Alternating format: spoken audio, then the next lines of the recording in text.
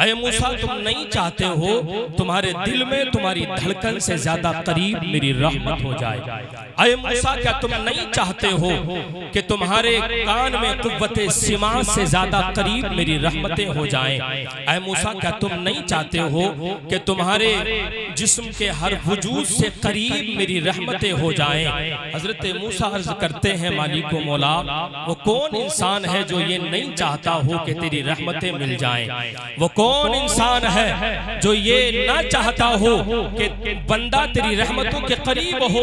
हर इंसान ये कोशिश करता है, कभी नमाजों को पढ़ता है, फराइज भी अदा करता है, नवाफिल भी अदा करता है, तहज्जुद को पढ़ता है, कभी नमाज इशराक को पढ़ता है, कभी नमाज चाश को पढ़ता है, कभी अलग अलग तरीके से इबादतें करता है, अपने अंदाज में कभी तस्बीहात पढ़ता है, कभी तहलीलात करता है, कभी तकबीरात को बुलंद करता है। ऐ मालिक अर्ज़ो समा, हर इंसान कोशिश करता है कि किसी तरह बंदा तेरी रहमतों के करीब हो, तेरी रहमतें बंदे को अपने साए में ले ले।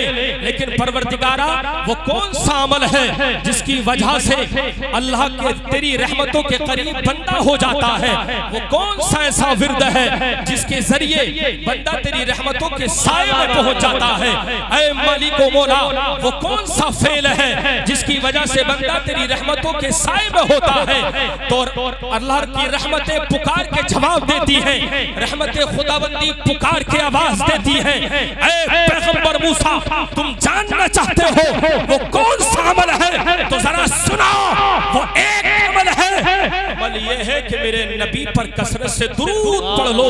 वो ऐसा अमल है जिसके जरिए बंदा रब की रहमतों के करीब हो जाता है। नारे तकबीर, नारे रिसालत, नारे गौसियत, मसलके आला हजरत हजरत मौलाना कारी गुलाम मोहम्मद साहिब क़िबला। सुभान अल्लाह, माशाअल्लाह। दुरूद पढ़ना कोई मामूली अमल नहीं। अल्लाह ने हजरत मूसा से फरमाया, मूसा तुझे मालूम नहीं मेरा आखिरी रसूल होगा, आखिरी पैगंबर, कोई अगर कसरत से दुरूद पढ़ ले तो उसके इस अमल की बुनियाद पर अल्लाह उसे अपनी रहमतों के साए में ले लेता है। ये कोई मामूली अमल नहीं। मैंने कुरान की आयत पढ़ी थी, उसी के तहत दो बातें करनी है, बात खत्म करनी है। अल्लाह फरमाता, वमा खलक़तुल जिन्ना वल इंसा इल्ला लियाबुदून। ऐ लोगों, हमने इंसान और जिन्न को महज अपनी इबादत के लिए पैदा किया। इबादत के लफ्ज से आप समझ रहे होंगे शायद नमाज के बारे में बात होगी, रोजे के बारे में बात होगी, ज़कात के बारे में बात होगी, सदक़ात व खैरात के बारे में बात होगी। लेकिन नहीं, दीन इस्लाम का दामन इतना छोटा तो नहीं है, दीन इस्लाम को इतना कमजोर दीन तो नहीं है जो सिर्फ एक बात की तालीम देता हो। दीन इस्लाम का दामन इतना छोटा नहीं कि जिसमें सिर्फ नमाज आती हो। दीन इस्लाम ने बड़े अरीज दामन को फैलाया है, बड़े वसीओ अरीज पैमाने पर दीन इस्लाम ने पैगाम दिया है।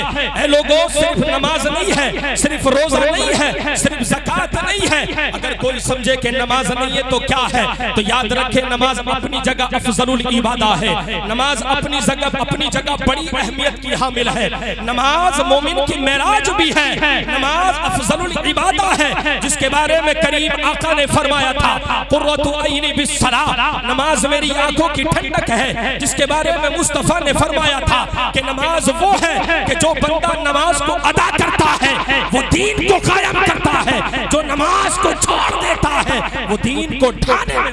बेशक हक है। सुभान अल्लाह। तो बात सिर्फ इसमें नमाज की नहीं, ये नहीं कि नमाज अदा की तो बस, रोजा रखा तो बस, ज़कात दी तो बस, बात यहाँ तक नहीं। दीन इस्लाम ने बड़ा वसी मैदान दिया है, बड़ा एक चौड़ा एक पैमाना दिया है और ऐसा पैगाम दिया दीन इस्लाम ने, लोगों नमाज अपनी जगह, रोजा अपनी जगह, ज़कात अपनी जगह फर्ज है, हर चीज अपनी जगह है, माँ बाप अपनी जगह है, हर चीज अपनी जगह।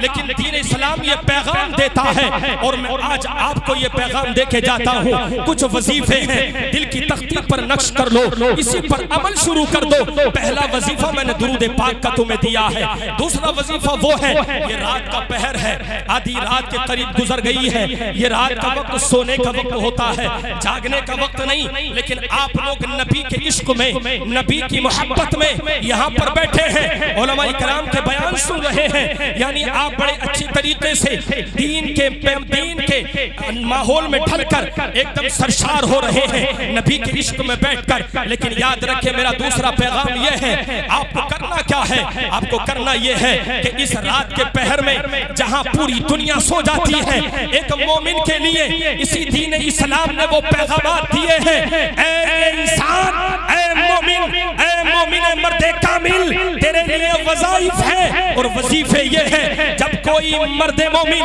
मैदाने अमल में उतरता है तो चाहे दिन हो चाहे रात हो, जब उतर जाता है अल्लाह उसे अपने इनाम से नवाज देता है। सुभान अल्लाह, क्या कहने हैं हज़रत, वाह वाह वाह, बहुत बहुत बहुत आज का पहर मेरे मुस्तफा ने फरमाया, लोगों तुम्हारे लिए करना क्या है? तेरे लिए एक वजीफा यह है, और ये मेरी तरफ से मैं तुझे देता हूँ इंसान, तेरे लिए वजीफा यह है कि हमें रातें गुजारना कैसा है, हमें ऐसा गुजारना जिस तरह मेरे मुस्तफा ने गुजारा था। मेरे मुस्तफा फरमाते हैं, ए लोगों जब तुम रात को सो जाओ ना तो अपने दुनियावी मामलात में मसरूफ ना होना, तुम दुनिया के कामों में बिजी मत होना, इसलिए कि दुनिया के कामों में पड़ गए तो याद रखना तुम्हारी रात भी बर्बाद होगी, तुम्हारी नींद भी खराब होगी, तुम्हें कोई फायदा भी नहीं बन सकता। अगर उस रात में तुम्हारी मौत हो गई तो याद रखना, जब बंदा सोता है ये आरज़ी मौत होती है, जिस हाल में बंदा सो गया अगर मौत हो गई तो याद रखना उसी हाल में उठाया जाए। हक है, हक है, सुभान अल्लाह, अल्लाह अकबर, या रसूल अल्लाह, जिंदाबाद। हजरत मौलाना गुलाम मोहम्मद साहब जिंदाबाद। मुस्तफा फरमाते हैं, लोगों जब तुम रात में सौत में करना क्या है? अल्लाह के नबी ने फरमाया, पहले अल्लाहुम्मा बिस्मिका अमूतु व अहया, रब के हवाले जिंदगी कर। जब तू रब के हवाले जिंदगी कर देगा और रब के नाम पे सोगा और रब के नाम से उठेगा तो याद रखना तेरी सारी रात इबादत होगी, और उठ के जब दिन गुजारेगा सारा दिन इबादत में निकल जाएगा। माशाअल्लाह, माशाअल्लाह। मेरे मुस्तफा ने पैगाम दिया। दूसरा अपना आखिरी पैगाम आप लोगों की सिमात की दहलीज पर, करीम आका की एक रात सोने की रात। कैसी रात थी मुस्तफा की? मेरे मुस्तफा जब सोते थे ना, एक रात है उठे मेरे करीम आका, तहज्जुद का वक्त था, मेरे मुस्तफा फरमा रहे हैं अपनी ज़बान अक़दस से, ज़बान नाज़ से फरमा रहे थे, अल्लाहुम्मा उम्मती, अल्लाहुम्मा उम्मती। ये आखिरी पैगाम, इस पर अमल करना। मेरे करीम आका ने फरमाया अल्लाहुम्मा उम्मती, सजदे में सर रखा हुआ अल्लाहुम्मा उम्मती। रब ने जिब्रील को फरमाया, जिब्रील जा तो सही, जरा देख तो सही, मेरा महबूब फरमाता है अल्लाहुम्मा उम्मती। और ये पहली बार था, मेरे हुजूर जब भी फरमाते थे रब्बी हबली उम्मती, अल्लाहुम्मा उम्मती। आज अल्लाहुम्मा उम्मती है, कभी फरमाते अल्लाहुम्मा अग़फिर ली उम्मती, कभी फरमाते रब्बी हबली उम्मती। और रब्बी हबली उम्मती से बेहतर जुमला क्या हो सकता था? मेरे मुस्तफा का फरमाना, अल्लाह मेरी उम्मत को मुझे हिबा फरमा दे।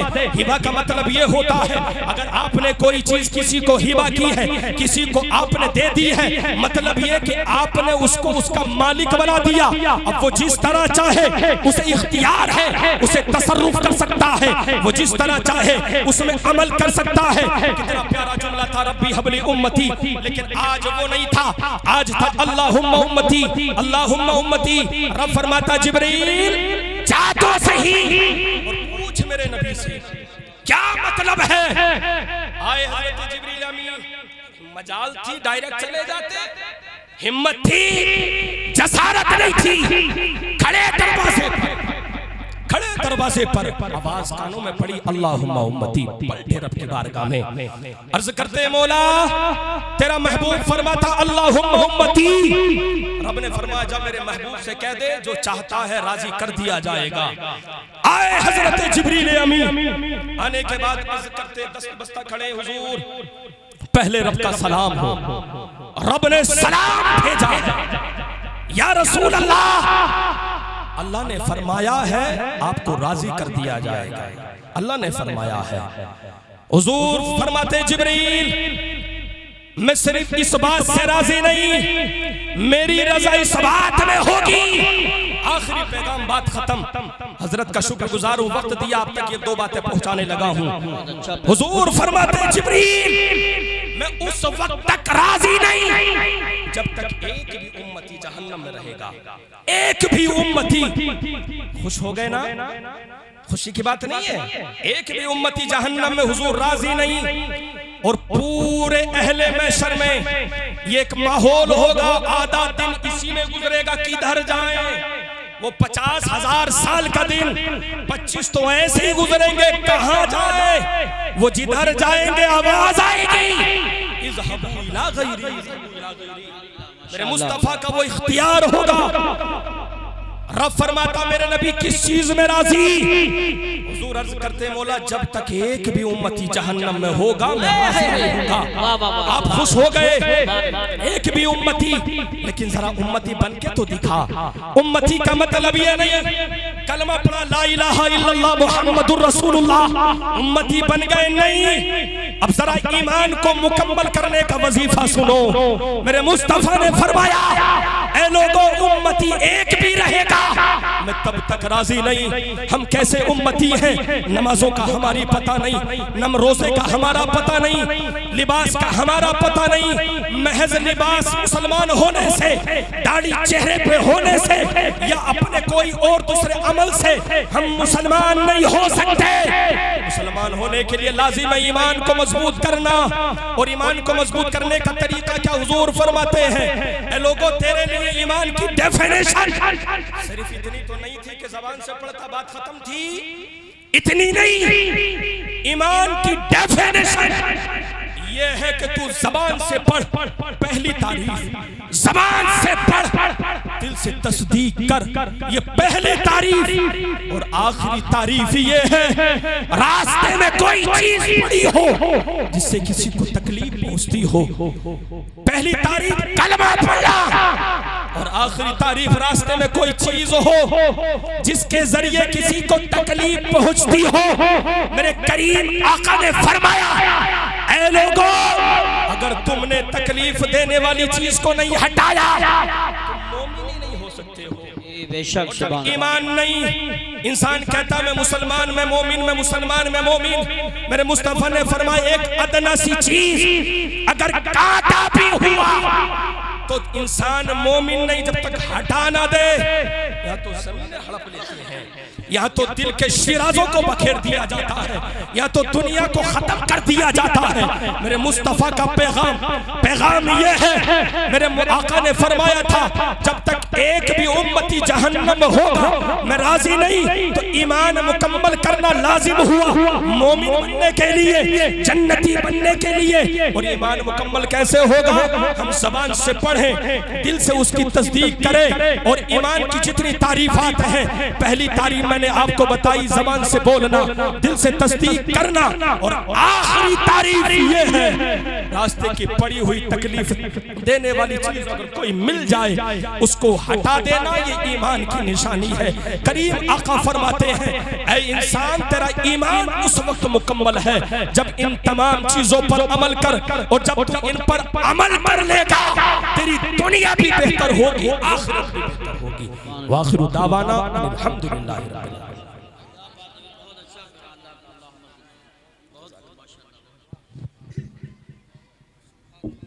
सुभान हजरत कारी गुलाम मोहम्मद साहब क़िबला ने माशाअल्लाह मुख्तसर वक्त में बहुत अच्छा पैगाम पेश किया। और उनका दिल का दर्द था, ये बताना चाहते थे मैंने माना मेरी आवाज़ नहीं जाएगी। जरा बोलिए सुभान अल्लाह। नींद तो नहीं आ रही है आपको? जिनको नींद नहीं आ रही है वो हाथ उठा के बोले सुभान अल्लाह। जिनको नींद आ रही है वो आहिस्ता से बोले सुभान अल्लाह।